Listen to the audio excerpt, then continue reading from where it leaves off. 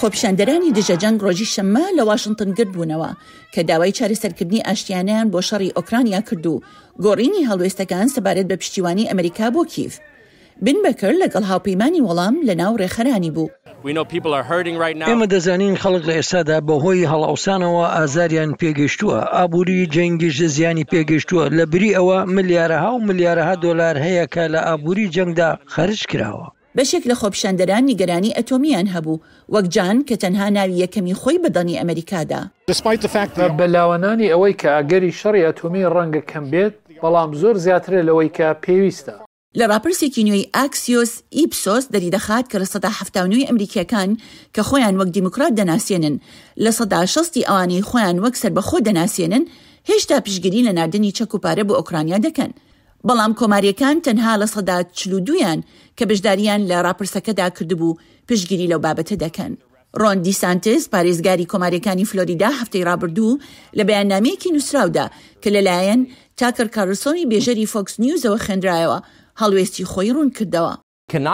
ناتوانین دەزوەردان لە شەڕێکی دەرەکیدا بکەین کە لە پەرەسەندندایە و لە پێشینی بەرگریکردن لە نیشتمانەکەی خۆمانی دابنین. مایک پنسی جێگری سەرۆکی پێشووی ئەمریکا هەڵوێستی دیسانتسی لە بەرنامەی ئەم هەفتەیە کەناڵی ABC ڕەت کردەوە. ئەمریکا وەک سەرکردەی جیهانی ئازاد وەک جبەخانەی دیموکراسی پێویستی بە بەردەوامبوونە لە دڵنیابوون لەوەی سوپای ئۆکرانیا ئەو شتانی هەیە کە پێویستیانە. هەردوو پێنس دیسانتس بیر لەوە دەکەنەوە بچنە ناو کێبڕکەی سەرۆکایەتی ساڵی 2024ەوە، بەڵام هیچ کامیان بە فەرمی کاندیدبوونی خۆیان ڕانەگەیاندووە.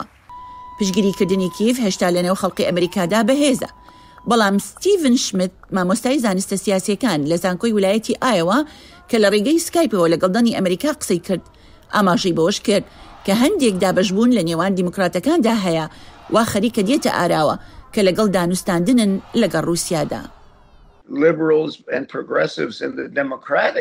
لیبراڵەکان و پێشکەوت و خوازەکان لە پارتی دیموکراتدا زۆر دڵخۆش نین بە بەڕێوەبەراتی بایدن.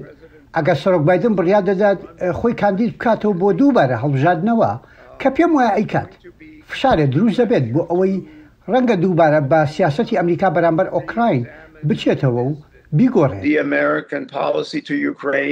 ئەو هەروەها وتیشی ڕابۆچوونی جیاواز لە نێوان هەردوو لایەنەکەدا قوڵتر دەبنەوە لەم دەمەی بڕیاری گرنگتری ڕێبازی سیاسی سەر هەڵدەدەن کە ڕەنگە کێبڕکێ لەگەڵ ئۆکرانیا بکەن بۆ ئەوەی سەرنج بەلای خۆیاندا ڕاکێشن.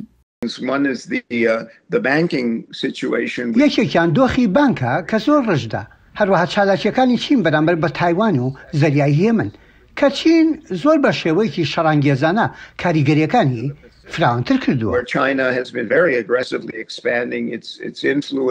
شمت پێشبینی ئەوە دەکات مشتومڕی گەورە لەسەر پشگیریەکانی ئەمریکا بۆ ئۆکرانیا لە سەرەتای ساڵی داهاتوودا سەر هەڵبدات لەگەڵ گەرمبوونی کێبڕکەی سەرۆکایەتی ساڵی 2024دا.